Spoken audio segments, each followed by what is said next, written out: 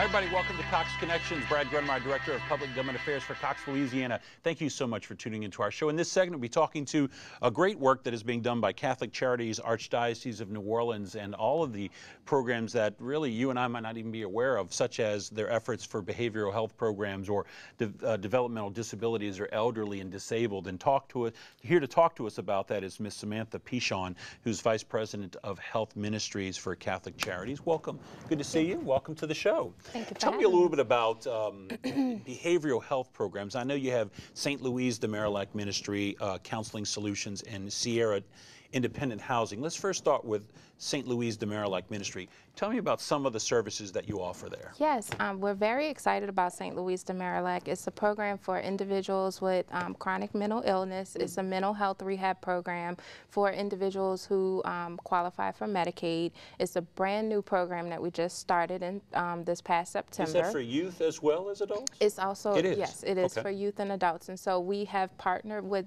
several schools around the area, as well as some of the adult day health care centers and some of the homeless shelters to be able to provide services for adults as well. And that's been going on for quite some time, and St. Louise de Marillac is obviously a great ministry that's taking place. Yes. Tell me a little bit about the counseling solutions and the efforts that y'all are doing, not just for individuals or couples, but for families as well. Yes, actually the Archbishop is doing a big push for families in our community. He has the violence, murder, and racism call out that he's put out to the community to respond. And so we do have counseling services available for families. We do anger management. We do groups.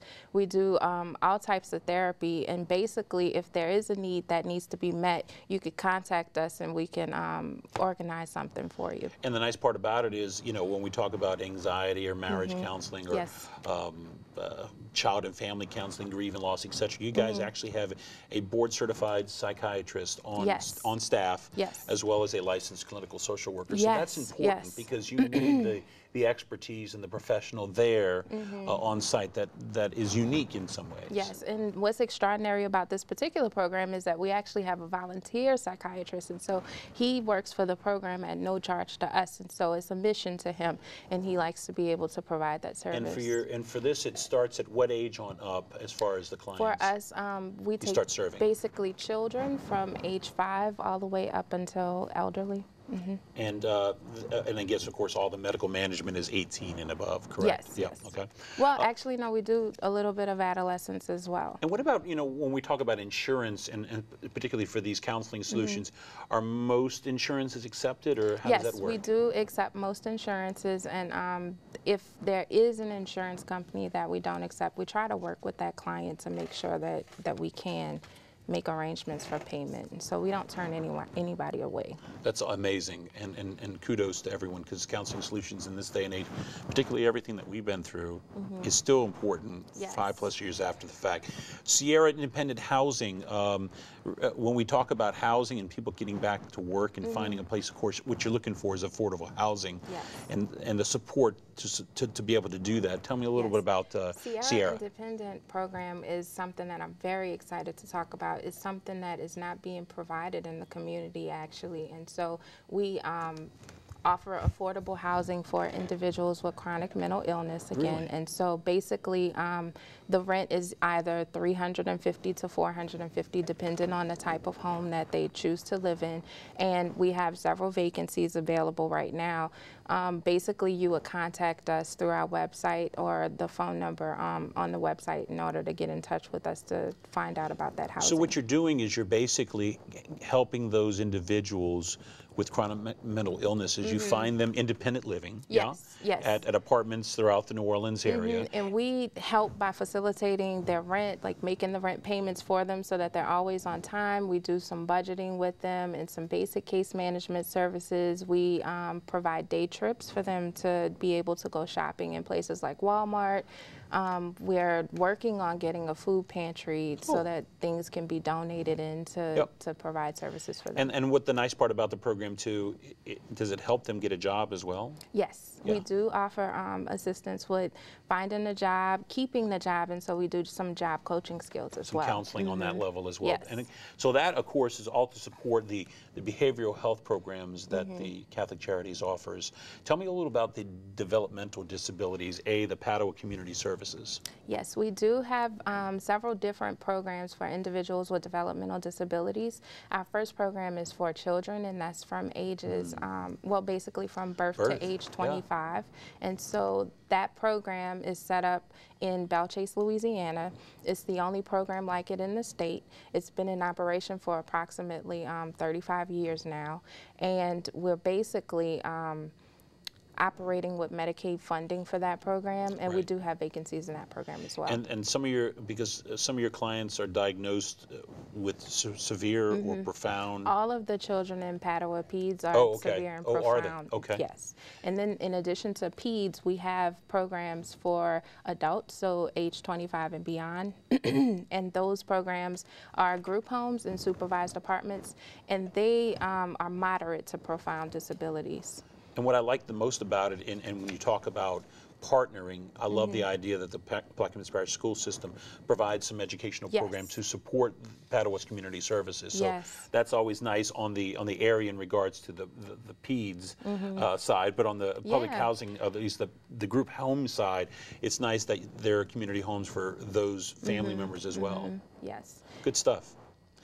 Moving on to another one, which I think is important, which is elderly and disabled. Now, you guys actually have a few of these adult health care centers around? Yes, we have 3 adult day health care centers, and basically 2 of them are for elderly and disabled individuals, people who have Alzheimer's, different aging issues that are not necessarily developmentally disabled. And then we have one adult day health care center for individuals with developmental disabilities. And actually most of our clients from the group homes attend that daycare center. And so it gives them a sense of community to be able to spend the day together. And the nice part about it, you also, the elderly of course are mixed into this as well, Yes. Now you have New Directions, mainly for developmentally disabled.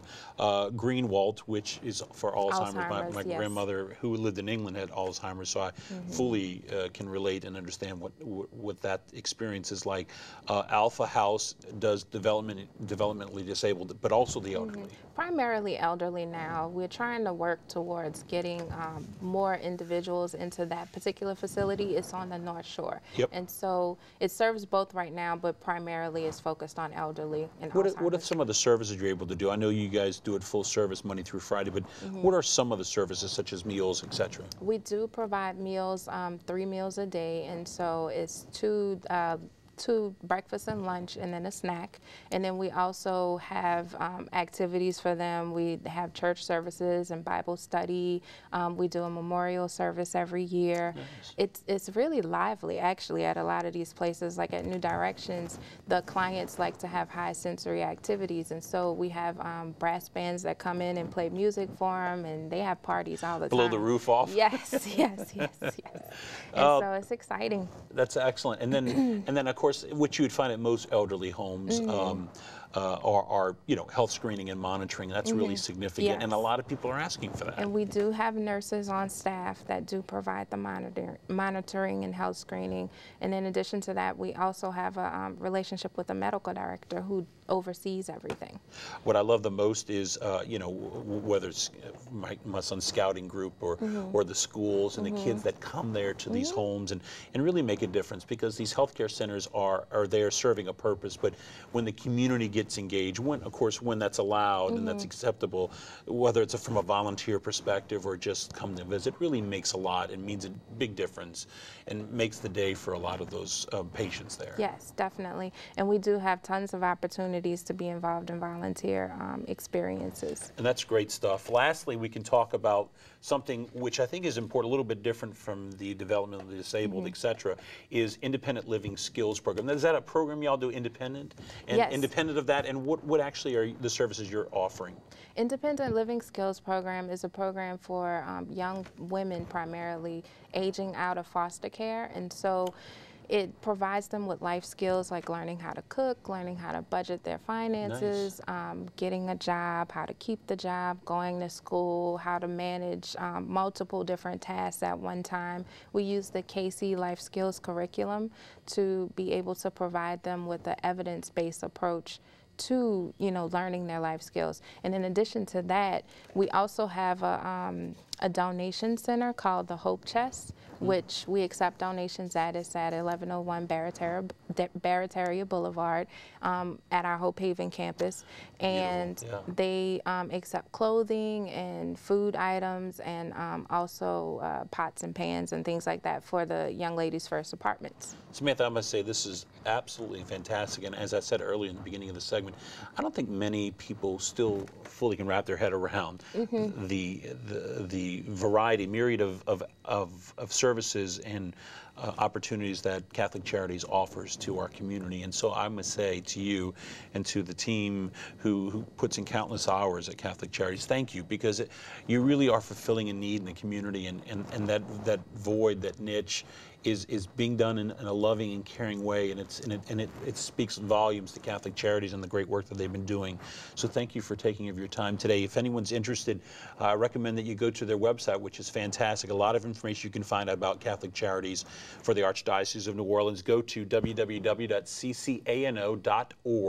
or you can always give them a follow on Twitter. I'm sure everybody's jumping on that because it's really an interesting medium that you can stay in touch with Catholic Charities, and it is at Catholic Charities NO if you want to follow them on Twitter. If you want to contact them, all phone numbers, information are there on the website at ccano.org for more information. And I can't thank you enough, Samantha, for the great work that you're doing as Vice President of Health Ministries, and continued success, and love to have you back and talk about the other programs that we didn't even have a chance to today talk about, okay? Thank you. Thanks, Samantha. Great job, okay? All right, everybody, that wraps up this segment of Cox Connections. We'll see you next time. Thanks for watching.